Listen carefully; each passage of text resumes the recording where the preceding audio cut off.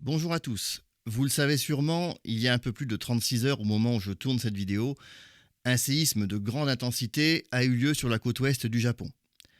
Bien entendu, comme vous, je pense d'abord aux victimes et aux nombreuses personnes sinistrées.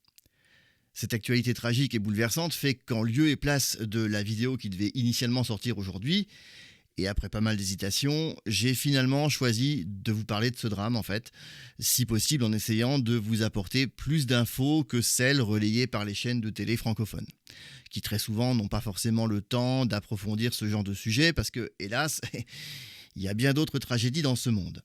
Alors j'ai tenté de réunir le plus d'infos et d'images possibles, mais évidemment c'est une vidéo produite dans l'urgence, alors vous me pardonnerez j'espère si le contenu semble un peu décousu. Alors on va commencer par le bilan de ce séisme, doublé encore une fois d'un tsunami comme en 2011, mais heureusement de moindre ampleur. Alors je sais qu'on entend souvent parler de bilan provisoire et moins de 48 heures après le drame, c'est assez logique, mais j'espère vraiment qu'il sera définitif parce qu'il est déjà relativement lourd comme vous pouvez l'imaginer en voyant les images. Le bilan humain fait état pour l'instant de 48 victimes au total. C'est du moins ce qu'annonçait la chaîne nationale NHK ce matin, 2 janvier. Quand on voit l'étendue des dégâts matériels, on aurait presque envie de dire 48 seulement. Ça aurait pu être pire. Mais c'est toujours 48 de trop, hélas.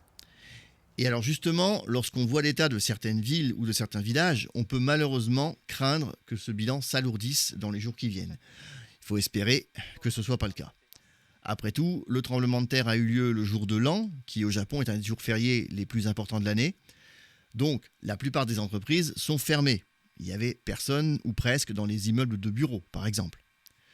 Par ailleurs, les gens se rendent massivement dans les temples ce jour-là, donc beaucoup se trouvaient à l'extérieur. Et c'est peut-être une chance pour certains. Quand on voit toutes ces maisons qui se sont effondrées, malheureusement, les temples ne sont pas épargnés pour autant, et certains se sont écroulés également. Bien sûr, ça peut faire réagir et on peut s'étonner que dans un pays à la pointe pour ce qui est des normes antisismiques, autant de constructions se soient effondrées comme des châteaux de cartes. Mais il ne faut toutefois pas oublier que ces normes concernent avant tout les constructions les plus récentes, à commencer par les plus grands immeubles. Or, là, la zone la plus touchée cette fois, c'est la préfecture d'Ishikawa, et notamment la péninsule de Noto, une zone plutôt rurale, où les maisons sont encore assez souvent des constructions anciennes et où le bois prédomine.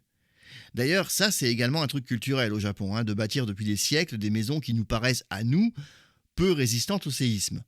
Mais si elles sont rapidement détruites, elles sont aussi plus rapidement reconstruites. Et ça fait des millénaires que la population de l'archipel est habituée à ces phénomènes et qu'elle fait preuve d'une résilience peu commune en la matière.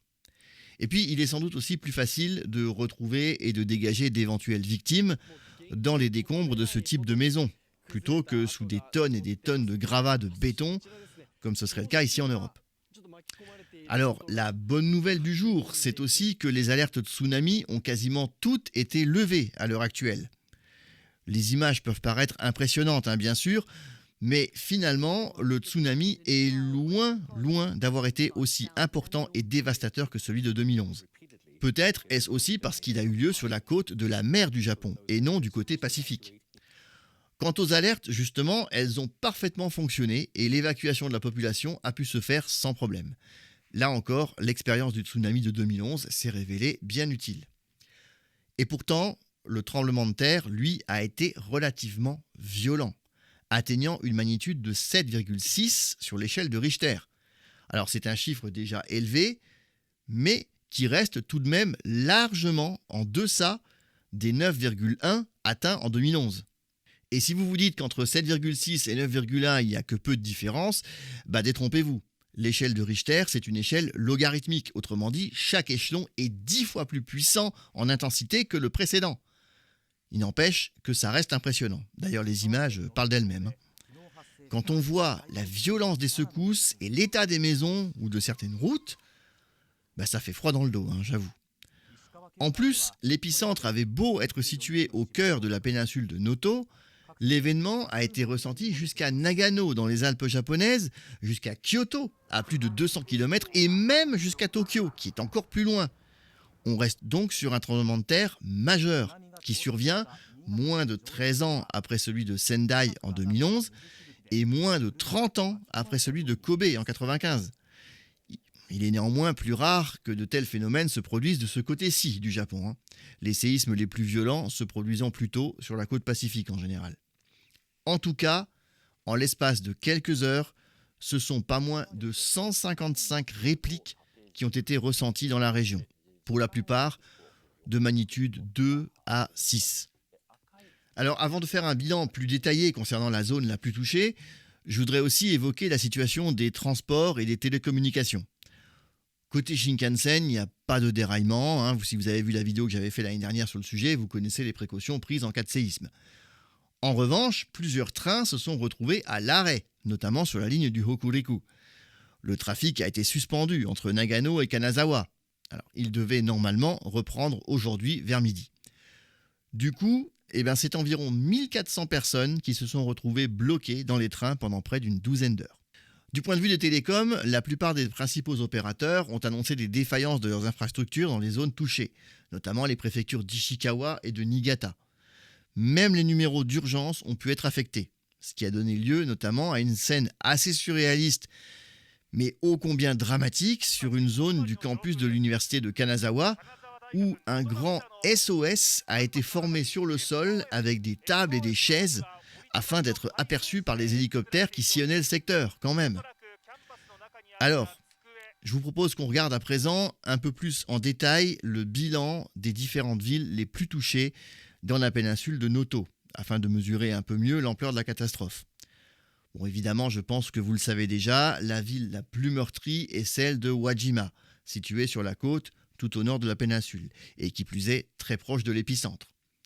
Selon les autorités locales, 25 bâtiments se seraient effondrés et on pense que des personnes seraient encore prises au piège dans 14 d'entre eux. Évidemment, les pompiers sont à pied d'œuvre pour tenter de les secourir. Une des images les plus spectaculaires qu'on a pu voir circuler pour Wajima, c'est ce gigantesque incendie qui a ravagé tout un quartier touristique de la ville autour de la rue Asaichi sur pas moins de 280 mètres carrés. À cette heure, l'incendie semble avoir été maîtrisé, mais le quartier est en ruine malheureusement. Enfin, autre image très impressionnante et qui j'avoue m'a carrément choqué, toujours à Wajima, c'est cet immeuble d'habitation qui s'est littéralement abattu sur son flanc. Ça, je dois dire que c'est pas le genre d'image qu'on voit tous les jours et bon sang, c'est juste incroyable quoi.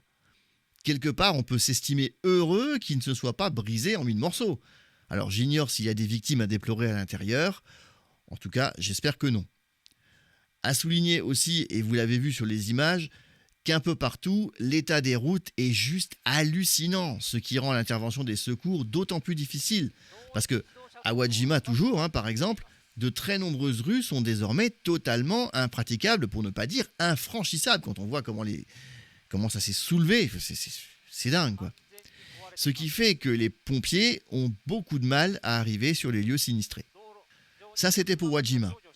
À Suzu, une ville située tout au bout de la péninsule, le bilan est tout aussi dramatique, avec plus d'une 50aine de maisons effondrées, ainsi qu'un temple qui a été, lui, totalement détruit. Alors, il faut préciser que Suzu, c'est sans doute la ville la plus proche de l'épicentre. À Kanazawa aussi.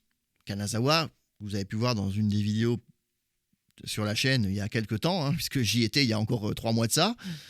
À Kanazawa, donc, au moins 3 maisons d'un quartier résidentiel ont été emportées dans un glissement de terrain. Et toutes les routes aux alentours sont fermées. À Nanao, une ville qui se trouve un peu plus bas dans la péninsule, sur la péninsule qui est pas très loin de la baie de Toyama, qu'on a vu aussi dans les vidéos sur la chaîne il n'y a pas longtemps. Et là aussi, c'est un glissement de terrain impressionnant qui a totalement emporté une route située à flanc de montagne.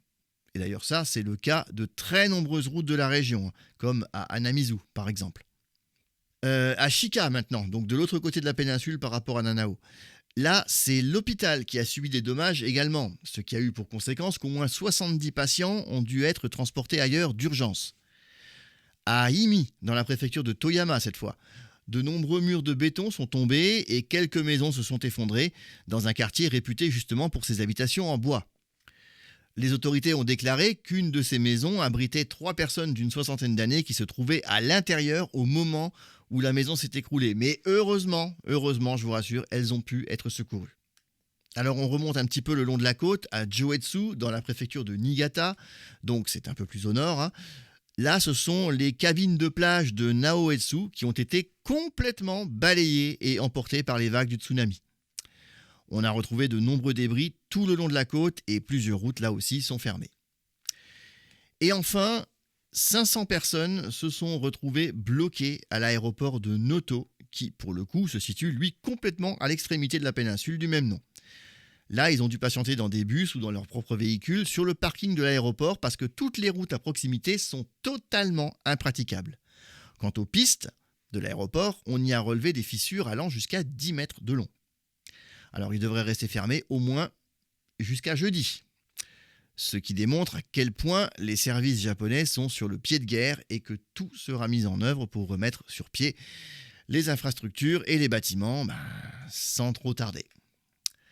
Et pour terminer, je voudrais évoquer cette info assez dingue qui a été communiquée ce matin par la NHK et qui montre bien qu'on n'avait pas affaire à un petit séisme, pour le cas où on en douterait encore.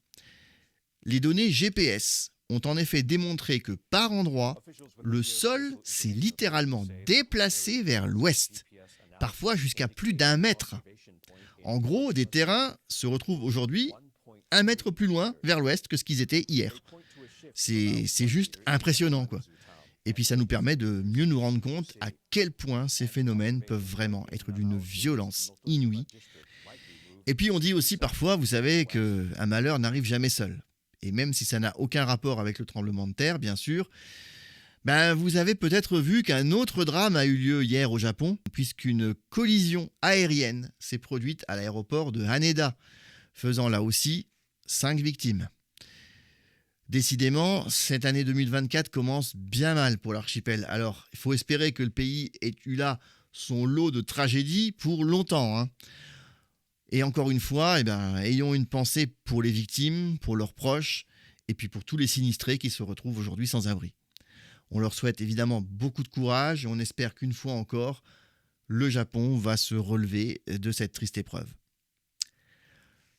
Quant à nous, on se donne rendez-vous pour la première vraie vidéo de l'année, on va dire la semaine prochaine. J'espère que d'ici là, ça commencera déjà à aller beaucoup mieux et on pourra aller de l'avant.